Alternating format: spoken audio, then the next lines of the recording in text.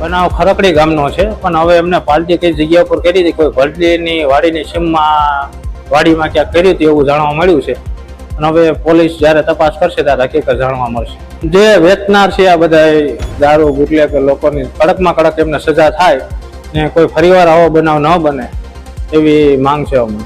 અને કોઈએ બાયચાન્સ સેવન કર્યું છે, કોઈને બાયચાન્સ અમારાથી રહી ગયો હોય કે અમે કોન્ટેક્ટ અમારા લેવલે નથી થયો અને થોડું પણ ડાઉટ હોય તો તાત્કાલિક જે છે એ લોકો આપણા નિયરેસ્ટ જે હોસ્પિટલ છે અહીંયા એ લોકો જે છે સારવાર માટે ભરતી થાય અને એની સારવાર કરવામાં આવશે વ્યવસ્થિતતા.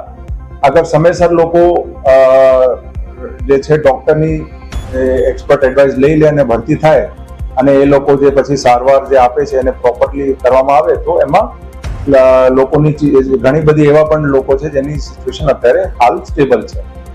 જે બ્રાન્ડ છે રોયલ સ્ટેગની એને કોને કોને વેચ્યું છે એના ઉપર વધારે છે, એને પકડીને અમે કાયદેકીય એના વિરુદ્ધ જે છે બધા કડકમાં કડક પગલાં લેવા માટે અમે પ્રયાસ કરશું.